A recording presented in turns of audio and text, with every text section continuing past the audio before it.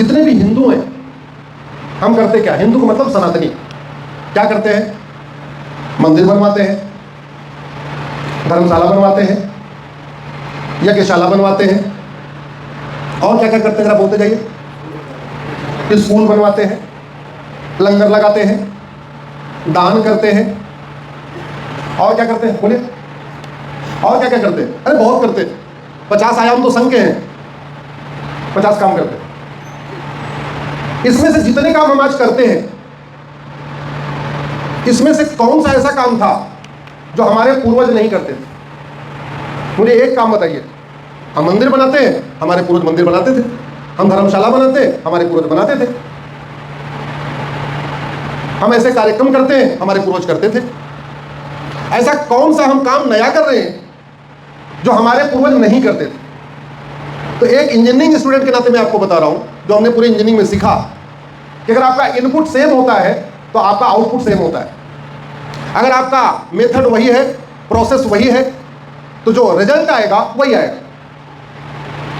तो जो काम हम आज कर रहे हैं, ये कार्य हमारे पूर्वज अफगानिस्तान में करते थे, और खत्म हुए कि नहीं खत्म हुए? जोर से बताइए जरा। जो काम हम आज करते हैं, मंदिर बनाना, गुरुद्वारा बनाना, गौशाला बनाना, धर्मशाला बनाना, ये हमारे पूर्वज पाकिस्तान में करते थे। खत्म हुए कि नहीं खत्म हुए? खत्म। तो अगर हम काम का इसके बंटवारा देखें, हमने कभी सोचा नहीं हम करते क्या? धर्म की, अरे बोलिए जोर से, धर्म की, अधर्म का, प्राणियों में, विश्व का। हम जितने काम करते हैं वो सब धर्म की जय करते हैं। हम जितने काम करते हैं, कैटेगरी देख लो आप, वो क्या करते हैं? धर्म की जय। और धर्म की जय करने से अधर्म का नाश होता ही नहीं। भगवान राम अवतार किस लिए हुआ था? धर्म की जय की अधर्म का नाश? जोर से बोलिए जरा। अधर्म का नाश। भगवान कृष्ण का अवतार किस लिए हुआ था? धर्म की जय की अधर्म का नाश? अधर्म का नाश। भगवान परशुराम का अवतार किस लिए हुआ था? धर्म की जय की अधर्म का नाश? अधर्म का नाश। छत्रपति शिवाजी महाराज ने धर्म की जय किया, अधर्म का नाश किया। बड़ी बहुत सीधा बेसिक सा कॉन्सेप्ट है। समाज का कार्य है धर्म की जय करना, शासक का काम है अधर्म का नाश करना। और अधर्म का नाश किए बिना धर्म की जय नहीं होगी। गौशाला चलाना धर्म की जय करना है, गाय को रोटी खिलाना धर्म की जय करना है। लेकिन गाय को रोटी खिलाने से, गौशाला चलाने से गाय नहीं बचेगी जब तक गौ तस्कर जेल में नहीं होगा। नहीं तो आप 5 साल तक रोटी खिलाइए, एक दिन आएगा आपकी गाय खा जाएगा। हमें नेचर से समझना पड़ेगा। आम के पेड़ के बगल में बबूल का पेड़ लगा दीजिए, या बबूल के पेड़ के बगल में आम का पेड़ लगा दीजिए, अल्टीमेटली आम का पेड़ सूखेगा, बबूल का पेड़ नहीं सूखेगा।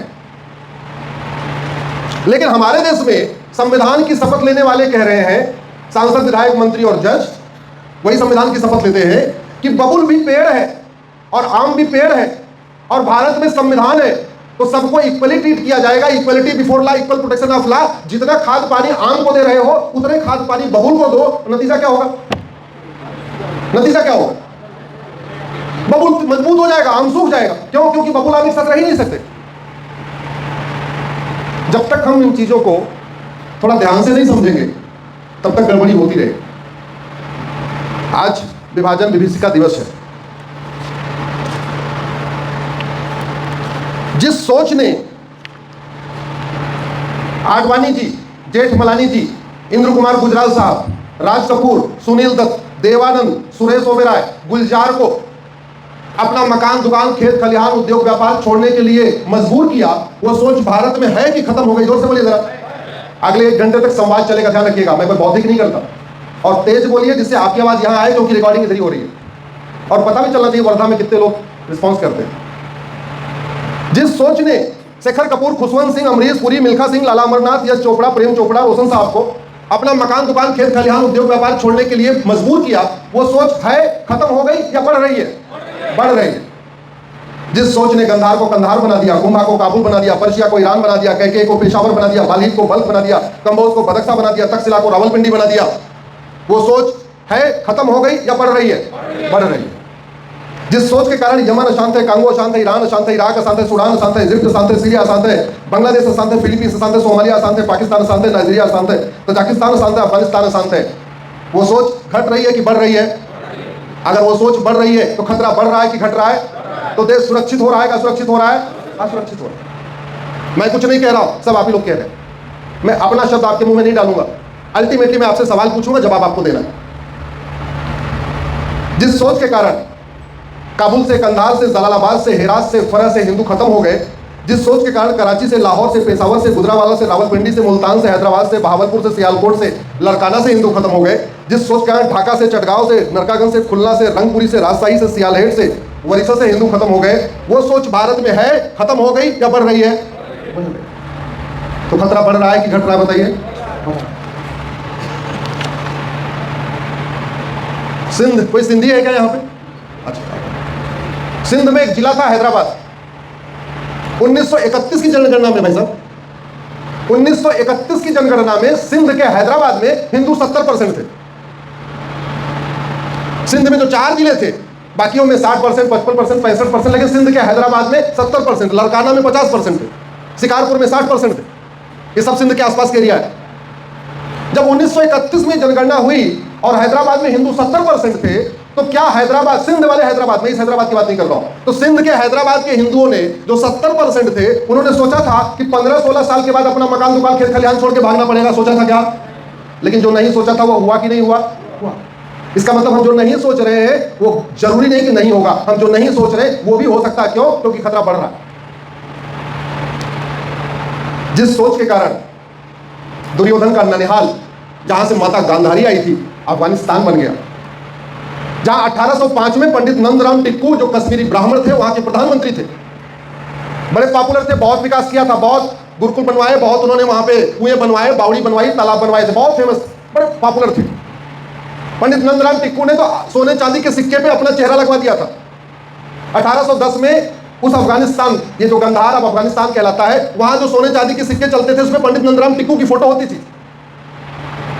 और 15 साल के बाद परिवार सहित वहां से भाग गए, और वो भाग गए, विद्रोह हुआ, पाक नापाक की सोच फैली, खुद तो भाग गए, हिंदुओं को मरने के लिए छोड़ दिया, और अब अफगानिस्तान कहलाता है। जहां 17वीं शताब्दी में 100% हिंदू थे, जहां 1805 में पंडित नंदराम टिक्कू प्रधानमंत्री थे, वो 1900 आते आते हिंदू विहीन हो गया, जीरो हो गया। दुर्योधन का ननिहाल, राजा भरत का ननिहाल, जहां से माता कैकेयी आई थी, उसको आप पेशावर कहते हैं। न कैकेयी बचा, न राजा भरत के ननिहाल के लोग बचे, न वहां का प्रसिद्ध विष्णु मंदिर बचा, अब वो पेशावर कहलाता है। न ब्राह्मण बचे, न क्षत्रिय बचे, न वैश्य बचे, न दलित बचे, न अगड़े बचे, न पिछड़े बचे, न हिंदू बचे, न जैन बचे, न बौद्ध बचे, न सिख बचे। जिस सोच ने कैकेयी को पेशावर बना दिया, वो सोच बढ़ रही है कि घट रही है? जिस सोच के कारण Albania, Algeria, Azerbaijan, Bangladesh, Egypt, Indonesia, Jordan, Kazakhstan, Kyrgyzstan, Lebanon, Libya, Malaysia, Maldives, Mali, Morocco, Nigeria, Oman, Pakistan से हिंदू खत्म हो गए। हिंदू का मतलब सनातनी। कुछ लोग सूर्य की पूजा करते थे, कुछ चंद्रमा की पूजा करते थे, कुछ नदियों की पूजा करते थे, कुछ पहाड़ों की पूजा करते थे, अल्टीमेटली सब किसी न किसी की पूजा करते थे। वो इंडोनेशिया, मलेशिया में हिंदू बचे हैं कि खत्म हो गए? खत्म। हम लोग पारसियों को पारसी अलग मानते हैं, पारसी भी सनातनी है। किसी के संपर्क में पारसी हो तो पता करिएगा, उनके सारे शुभ कार्य हवन से होते हैं। उनके मंदिर में 24/7 हवन अग्नि प्रज्वलित चलती है। पारसियों का गृह प्रवेश गौ पूजा से होता है। गृह प्रवेश में पहली बार गौमूत्र से ही सफाई की जाती है, और पहले गाय प्रवेश करती है, फिर पीछे पीछे पारसी परिवार प्रवेश करता है। ये पारसियों का सिस्टम है। वो पर्शिया में थे इसलिए पारसी कहलाए, एक्चुअल में सनातनी थे। और वो पर्शिया जहां 90% पारसी थे, जहां 90% सनातनी थे, आज की डेट में ईरान और इराक कहलाता है। कोई हिंदू बचा, कोई जैन बचा, कोई बौद्ध बचा, कोई सिख बचा क्या? दुनिया की सबसे बड़ी बुद्ध की मूर्ति कहां थी? अफगानिस्तान में। वो मूर्ति बची क्या? नहीं। दुनिया का सबसे प्राचीन शिव मंदिर कहां था? गंधार में। जो गंधार नरेश ने बनाया था, दुर्योधन के नाना ने बनवाया था, वो बचा क्या? नहीं। दुनिया का सबसे प्राचीन भव्य विष्णु मंदिर कहां था? कैकेयी में, पेशावर में, है क्या? नहीं। हम नया क्या कर रहे हैं, इस पर चिंतन करना पड़ेगा। अगर हमारे पूर्वजों ने जो किया हम भी वही करेंगे, तो जो उनका हश्र हुआ वही हमारे बाल बच्चों का हश्र होगा। गलतफहमी मत रहिए, ऐसी कड़वी बात कोई बोल के गया नहीं होगा। आप लोगों को चक्कर भी आ रहा होगा, कुछ लोग की क्या बोल रही है, लेकिन पहली मुलाकात है, हो सकता है आखिरी मुलाकात हो, सच बोल के जा रहा हूं।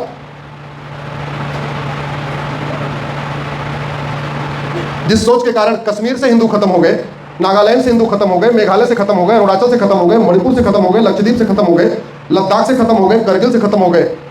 वो सोच बढ़ रही है कि घट रही है?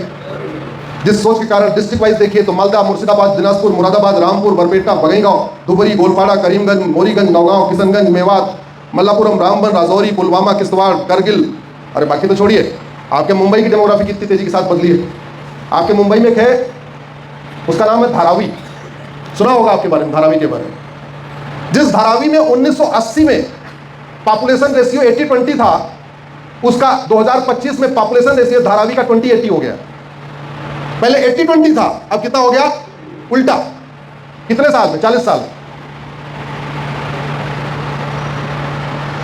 जिस सोच के कारण मुर्शीद खान ने कीर्तेश्वरी को मुर्शिदाबाद बना दिया, मिर्जा ने विंध्याचल को मिर्जापुर बना दिया, जौना खान ने जमदग्निपुरम को जौनपुर बना दिया, मुजफ्फर ने विदय को मुजफ्फरपुर बना दिया, होशियार खान ने विराट को होशियारपुर बना दिया, गाजी खान ने गजप्रस को गाजियाबाद बना दिया, फरीद खान ने तिलप्रस को फरीदाबाद बना दिया, फरूख खान ने पांचाल को फरुखाबाद बना दिया, मुराद ने रामगंगानगर को मुरादाबाद बना दिया, जमाल ने सिंहदानी को जमालपुर बना दिया, अहमद शाह ने कर्णावती को अहमदाबाद बना दिया, बुरहान ने भगनापुर को बुरहानपुर बना दिया, होशंग शाह ने नर्मदापुरम को होशंगाबाद बना दिया।